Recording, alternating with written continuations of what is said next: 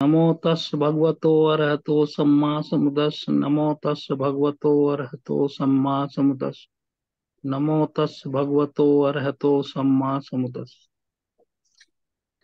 तथागत गौतम बुद्ध भगवान काश्यप से लेकर तदहंकर बुद्ध सभी बुद्धों को मैं पूजनीय भिक्षु संघ, उपासक संघ, श्रोतागण, संचालक, दायक सबकी तरफ से अंजलिबद्ध याचना करता हूँ कि सबका मंगल हो, सबका कल्याण हो, सब सुखी रहें। जैसा कैलाश जी ने बताया, धम्मानुपස්සना का ये सम्मा वाचा, क्योंकि चार आर्य सत्य शामिल हैं इसमें, तो उसका सम्मा वाचा जो है, ये जो तो इसमें आता है ये, तो सम्मा वाचा ये सील का पार्ट है। ये तीन चीज सील के हैं, मतलब ये है सम्मा वाचा कर्मांग सम्मा आजीव। तो सम्मा वाचा है इसमें। सम्मा वाचा क्या है? ये जो मैनुअल ऑफ अभिधम है, लेडी शैडो का, जो म्यांमार के बहुत ही बड़े भिक्षु हुए हैं, उसमें से थोड़ा सा मैं देख रहा हूँ। सम्मा वाचा का लिखा है four kinds of right speech. मूसावादा विरति, मतलब यह है मूसावाद से विरत रहना। दूसरा है पिसुन वाचा विरति, चुगली करने से विरत रहना। तीसरा है फारूस वाचा विरति, गाली देना, निंदा करना, कठोर शब्द कर बोलना, दूसरों को दुख पहुंचाना शब्दों के द्वारा, इससे विरति। फिर संफाप आलाप आलाप विरति, जो अनर्गल परलाप, बिना मतलब की बातें कहना, कहानियां गढ़ गढ़ के बनाना, झूठ कुछ भी कहना, इनसे विरत रहना। तो सम्मा वाचा में ये चार चीज भगवान बुद्ध ने शामिल करी है। अब इसमें इसका जो इंट्रोडक्टरी पार्ट है, बनते पियदसी थेरा का जो है, द बुद्धाज एंशियंट पाथ, उन्होंने इसमें लिखा है कि ये जो राइट स्पीच है, ये कितनी अद्भुत चीज है। ये कहते हैं ये कितनी अद्भुत चीज है ये, जो मतलब ये है, क्योंकि इससे एक व्यक्ति का पूरा व्यक्तित्व सामने आ जाता है शब्द बोलने से। उसी के बोलने से, ये ध्यान से सुनने की बात है, ये वर्ल्ड पावर भी कहा गया है इसको। वर्ल्ड पावर, शब्द की शक्ति। तो जो मैं बोल रहा हूं, या कोई भी बोलता है, कहीं भी, किसी भी जगह, घर हो, बाहर हो, सर्विस हो, पब्लिक प्लेस हो, मीटिंग हो, दैनिक जीवन में, उसके शब्दों से, उसकी वाणी से, उसका जो बोलचाल का तरीका है, उसी से उसका अच्छा या बुरा होने का आकलन लोग करते हैं। सभा में गलत बोल देना कितना खराब इम्पैक्ट पड़ता है, सभा में अच्छा बोल देना कितना सम्मानित होता है, सम्मानजनक होता है। और उन्होंने कहा कि इसको हम बहुत ही पुण्यवान हैं कि ये गिफ्ट हमें मिली है, क्योंकि जितने और लिविंग बीइंग हैं, उनके पास ये कला नहीं है। दूसरे प्राणी, जीव जंतु, गाय, बैल, भैंस, वो भी बोलते हैं अपनी भाषा में, लेकिन वो उन्हीं के लिए सामयिक है। उनका अपना भला बुरा नहीं हम उसके सोच सकते। ये भैंस बहुत अच्छा बोलती है, ये गाय बहुत खराब बोलती है, ये बैल बहुत बकवास करता है। तो इस तरह की बात है।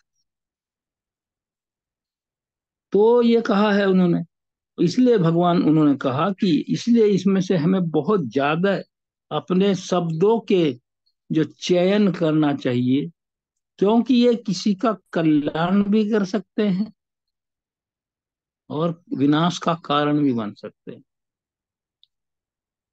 और ज्यादातर जो जो है ट्रबुल है, मिसअंडरस्टैंडिंग है, वो बोलने से ही होती है। इसकी बहुत ज्यादा कीमत है बोलने की, क्योंकि भगवान बुद्ध कहते हैं ये छोटी सी हड्डी रहित जीभ, देखिए, ये छोटी सी हड्डी रहित जीभ जो इतनी लचीली है, ये कुल्हाड़ी से भी ज्यादा गहरे घाव करती है। बोनलेस है, फ्लाईबल है। और उन्होंने तो यहां तक कहा, भगवान बुद्ध ने, व्यक्ति जब इस लोक में पैदा होता है, अपने मुंह में जीव रूपी एक कुल्हाड़ी लेकर पैदा होता है, और उससे ही वो दूसरों को काटता रहता है। मतलब ये है, काटने का मतलब निंदा करता रहता है, तंग करता रहता है, और उसी से खुद को भी काट लेता है, अपना भी बहुत अहित करता है वो। अगर इसको बोनलेस और प्लायबल लचीली जीभ को खुला छोड़ दिया जाए, तो ये कुछ भी कह सकता है, विनाशकारी हो सकता है। इन्होंने कहा है कि घर के छोटे छोटे झगड़ों से लेकर, जो स्क्वेबल्स हैं, छोटे छोटे जो पेटी नुआजी हम घर में हो जाता है छोटी छोटी बातों पर, वहां से लेकर बड़े बड़े युद्ध इसके शब्दों के बोलने पर ही होते हैं। आपने देखा महाभारत क्यों हो गया, द्रौपदी ने कह दिया अंधों के अंधे ही पैदा होते हैं, दुर्योधन को। आज कोई देश में, अपने देश में बैठ के कुछ कह रहा है, कोई राष्ट्रपति या प्रधानमंत्री, उसका असर दूसरे देश पे हो रहा, उसे युद्ध छिड़ गए। और अगर कोई प्यार से बोल रहा है, तो उससे कितना विकास होता है, समृद्धि आती है। तो ये जो जीव है, आगे कहा है, इसको टेम करना चाहिए, इसको नियंत्रित करना चाहिए, तभी ये संसार जीने लायक होगा। उन्होंने कहा ये जो हमारे शब्द हैं, ये अकुशल नहीं होने, अकुशल विचारों से ग्रस्त नहीं होने चाहिए, क्योंकि जो कुछ हम सोचते हैं वही बोलते हैं, और उसी के अनुसार बॉडी से रिएक्ट करते हैं या एक्शन करते हैं। बाय ग्रीड, एंगर, जैसे लोभ है, क्रोध है, और घृणा है, अहंकार है, स्वार्थ है, कुछ भी हो, जो ज्यादा बोलता है, ये भी कहा है, जो ज्यादा बोलता है वो शांति भंग ही करता है, और वहां सम्मादिठी नहीं होती, राइट थिंकिंग नहीं होती, और उसका जो है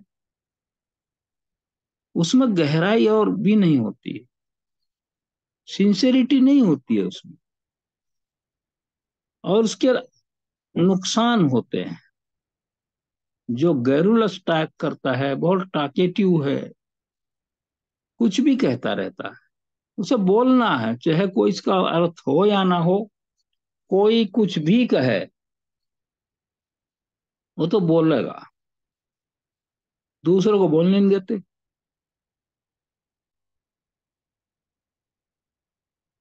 इसमें कहा ग्लिब टाकर्स अटर्स फाल्सहुड, जो इनसिंसियरली बोलता है वो झूठ ही बोलता है, चुगली करता है, कठोर बोलता है और निरर्थक बात करता है, और मृत्यु के पश्चात वो एक दुर्गति को प्राप्त होता है। यहां तक है ये ना सोचिए, ये बहुत ही रिकॉर्ड होता रहता है ना हमारी चित्त संतति में। ये जो हमारी जो कॉन्शियसनेस है, चित्त श्रृंखला, उसमें इसका इम्पैक्ट इम्प्रेशन आता रहता है। तो इसमें हमें इन्होंने कहा है,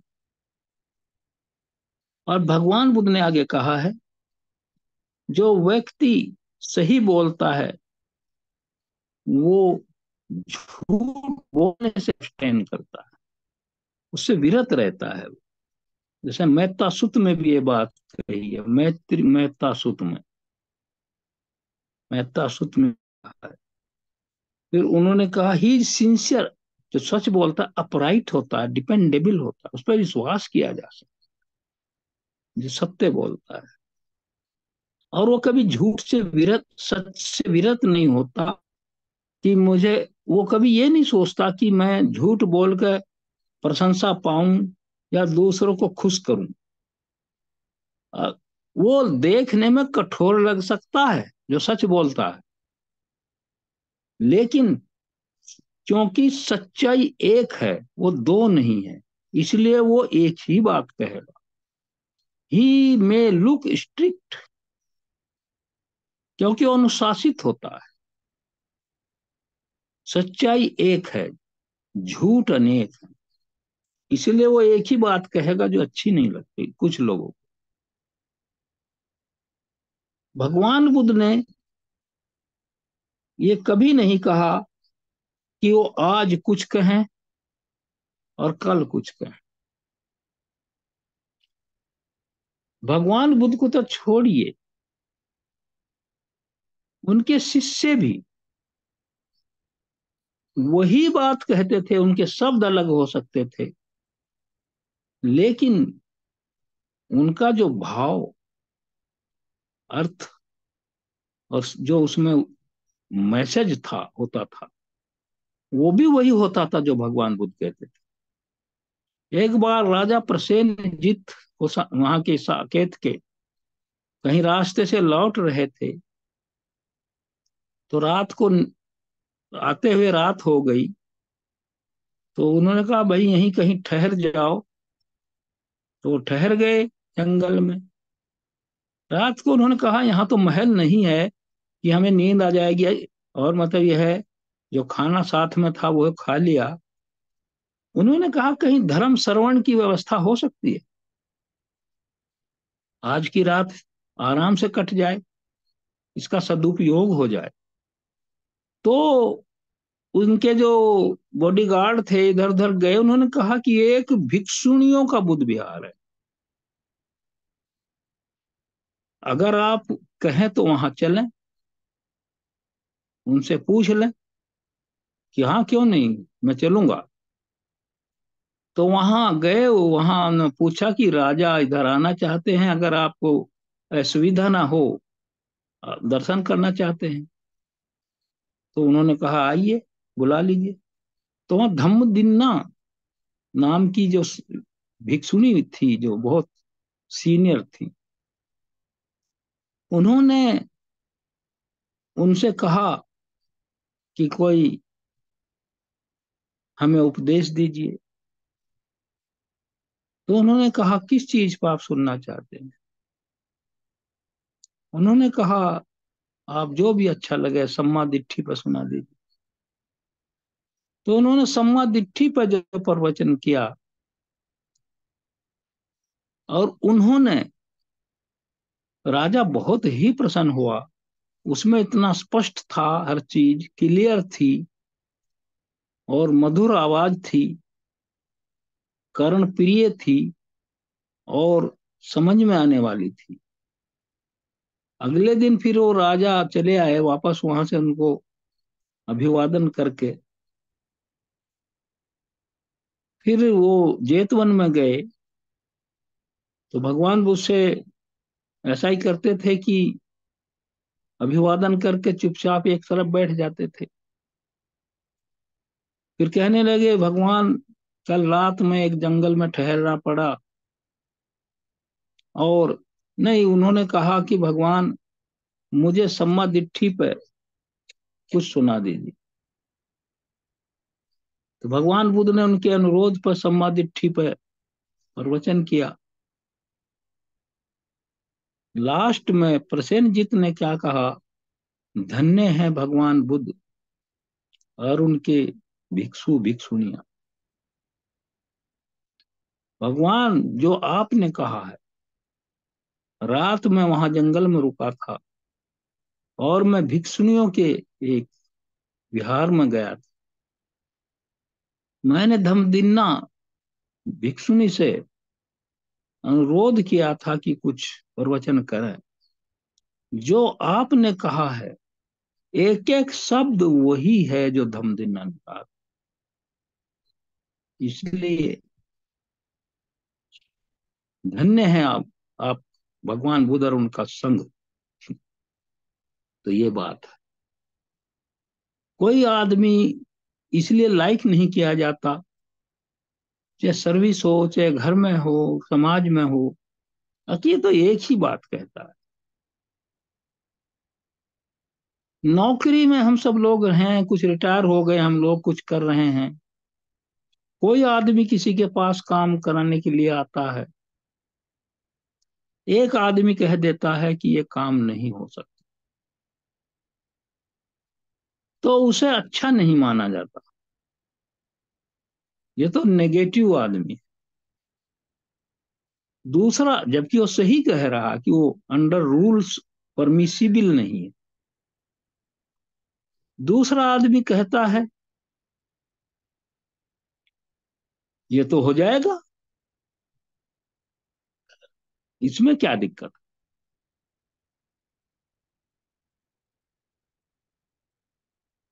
क्यों? वो झूठ बोल रहा है, उसे लालच है, रिश्वत लेता है, काम हो या ना हो, या मिस रिप्रेजेंटेशन करके करा भी दे, फिर बाद में खुद सस्पेंड हो जाता है। तो ये चीजें हैं। आप सबको खुशी भी होगी, ये पर्सनल संदर्भ में उषा जी के बारे में बता रहा हूं। अब जब इनकी नई जो वर्तमान पोस्टिंग है, उससे पहले जब इन्होंने ज्वाइन किया, वो बता रही थी मुझे, उसके लिए साधुवाद भी देता हूँ, इसलिए बता भी रहा हूँ, उनको कॉम्प्लीमेंट्स है मेरे। इनसे पहले के करोड़ों रुपए के बिल गलत तरीके से तैयार किए गए, इनके सामने का काम तो था नहीं वो। तो वो बिल, उसका ट्रांसफर की जिनकी जगह ये गई, वो उन्होंने सामने रखे ला के ठेकेदार कि हमारे बिल साइन कर दीजिए। इन्होंने कहा कि मुझे इसका वेरिफिकेशन कराइए। उन्होंने कहा तो पहले साहब कर गए। कहने लगे वो तो कर गए, मुझे भी तो कराइए, साइन तो मेरे होंगे। वो नहीं करा पाया, सब झूठे थे वो, इन्होंने मना कर दिया। बहुत परेशानी हुई वहां, लेकिन ये टस से मस नहीं हुई, कुछ नहीं हुआ। तो ये चीजें होती हैं, जो सच्चाई है, बुद्ध का मार्ग है, ये इसे कहते हैं अपने आचरण में ढालना। ये नहीं है कि हम यहाँ बैठ के कुछ और करें। जैसे मैंने अभी पढ़ा, जो भगवान बुद्ध आज कह रहे हैं, वही अगले दिन भी कहते हैं। और जो कहते थे वही करते थे, इसीलिए उनको तथागत कहा गया। और उनको सच नाम भी कहा है, भगवान बुद्ध का नाम है the master is also known as सच नाम। वो सत्य का नाम थे, वो सच नाम, ये भी एक भगवान बुद्ध का नाम। और इसके बारे में भगवान बुद्ध इतने अडिग थे, वो तो बोधिसत्व थे, सम्यक संबुद्ध थे। तो आपको सबको पता है उनका बेटा राहुल 7 साल के थे वो, जब उनको बनते सारे पुत्र के माध्यम से उन्होंने प्रवर्जित करा दिया था। 7 साल का बच्चा था वो, और उनके सारी पुत्र की देखरेख में छोड़ दिया था। साथ रहते थे सारे पुत्र के वो, रात दिन, और अपने आप भी रोजाना राहुल को भगवान बुद्ध एक उपदेश जरूर देते थे। वो क्यों देते थे? रोज उनको पता था इनका आयु संस्कार बहुत कम है। वो लगभग 40 साल के ही रहे होंगे, तो उनका निर्वाण हो गया। तो इसलिए उनको प्रथम शिष्य धर्म सेनापति के शिष्यत्व में छोड़ा था उन्होंने, और खुद भी। तो एक बार जहां राहुल बैठे थे, जिस बिहार में, कुटिया में, बिहार तो एक ही था, भगवान बुद्ध वहां गए। तो जैसी परंपरा है, किताब में लिखा, वो इसे बोल रहा हूं, उठे राहुल और एक ट्रे जैसे होता था, पानी लाए, उसमें पैर धोने के लिए पैर रखते थे एक बर्तन में, और इसमें लोटे में या जैसे में पानी दे दिया। भगवान बुद्ध ने अपने पैर धोए, और फिर उसको पानी को गिरा दिया, गंदा पानी, फिर उसमें थोड़ा पानी और डाल दिया बर्तन में, जो था ट्रे थी या तसला था, जो भी थोड़ा सा बर्तन था। फिर कहा, राहुल देखते हो इसमें कितना पानी है? उन्होंने कहा, भगवान बहुत थोड़ा है इसमें, बहुत ही अल्प मात्रा है पानी। उन्होंने कहा, राहुल सही कह रहे हो। इसलिए जो भिक्षु झूठ बोलता, सत्य ना बोलता, उसका शर्म ना करता हो झूठ बोलने में, वो इसी तरह नगण्य हो जाता है संघ में। जितना थोड़ा सा पानी है, किसी काम का नहीं,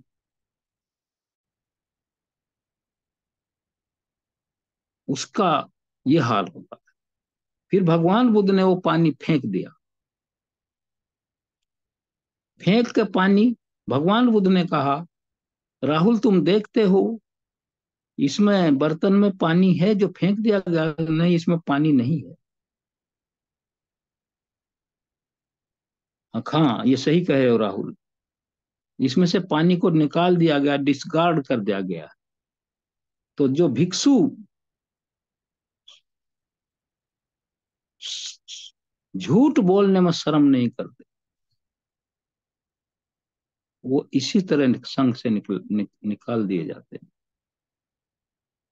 वो संघ में रहने लायक नहीं। फिर भगवान बुद्ध ने उस बर्तन को उल्टा कर दिया। कहा, राहुल इस बर्तन की पोजीशन क्या है? 7 साल का बच्चा था, तो इतना प्रैक्टिकल करते थे कि उसका बौद्धिक लेवल स्तर भी देखते थे, सभी का देखते थे वो तो। जैसी भाषा, जैसा व्यवसाय है, उसी तरह के उदाहरण देते थे। तो राहुल ने कहा, ये तो उल्टा हो गया। भगवान बुद्ध कहते हैं, हाँ राहुल, वास्तव में इसी तरह जो झूठ बोलने में शर्म नहीं कर, उसकी, भिक्षु की यही हालत होती, वो संघ में उल्टा ही माना जाता है।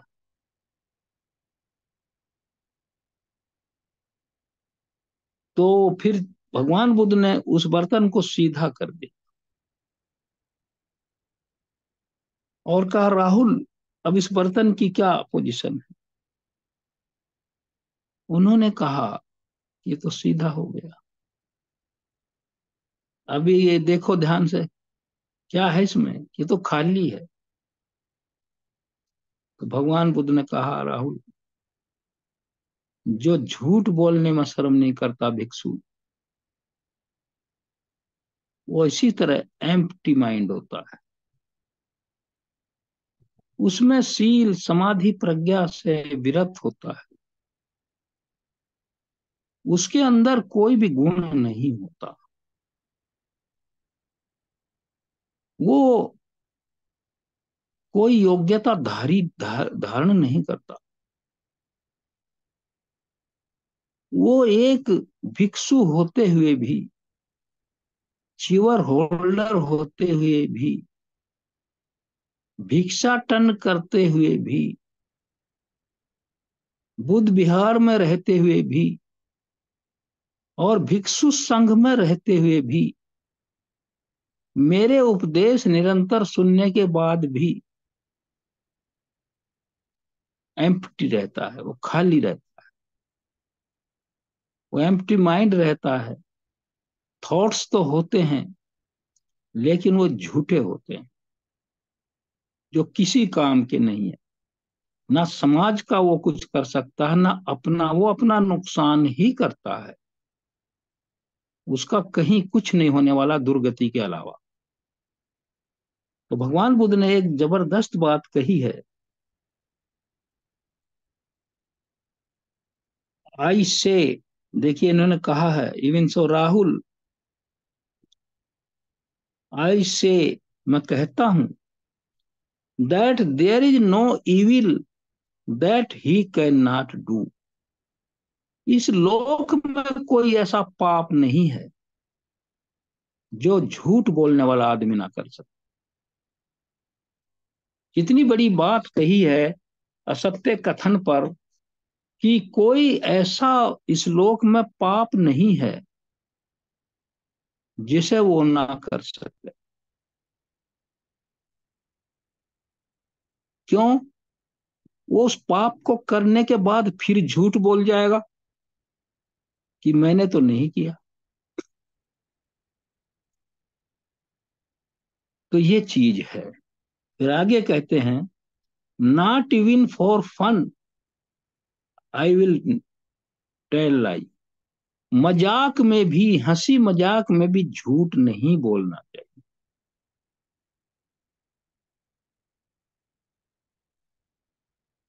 हंसी मजाक में भी झूठ नहीं बोलना। मैं तो मजाक कर रहा, मैं तो ऐसे ही कह रहा था। ये भी विरत रहना चाहिए इससे भी। और भगवान बुद्ध ने कहा है कि आनंद, जब एक या दो व्यक्ति बैठे हों तो वहां केवल दो ही बात होनी चाहिए। क्या? या तो धर्म चर्चा, या फिर आर्य मौन। धर्म चर्चा हो या तो धर्म संवाद हो, जो एक दूसरे के लिए हितकारी हैं, सुनने वाले के लिए हितकारी हैं, कहने वाले के लिए हितकारी हैं, कल्याणकारी। या आर्य मौन। आर्य मौन का क्या मतलब है? समाधि, आनापान सति या ध्यान। मौन नहीं कहा, आर्य लगा दी, नोबल साइलेंस, आर्य मौन। क्योंकि खाली आप मौन कहने पर तो फिर उसमें प्योरिटी नहीं आती। क्योंकि जितनी संसार की षड्यंत्र हैं, जितनी मतलब यह खराब योजनाएं हैं, प्लानिंग हैं, चाहे चोरी करने की हो, चाहे व्याभिचार करने की हो, चाहे किसी का मर्डर करने की हो, वो मौन माइंड से ही आदमी करता। वो बता के नहीं करता, वो घर वालों को भी नहीं बताता, वो किसी से शेयर नहीं करता। तो मौन का अर्थ सही नहीं है, ये भगवान बुद्ध ने कहा है। आर्य कहा है, आर्य मौन, कितनी बड़ी बात। और यहाँ क्या है, जहां दो चार लोग इकट्ठे हुए, गपबाजी शुरू हो जाती है, हंसी, ही हु, कुछ भी कह रहे, जो आदमी वहां नहीं है उसके बारे में कह रहे। यही होता ही है, यहाँ बात ही उसके बारे में होती है जब वहां, जो वहां उपस्थित नहीं है।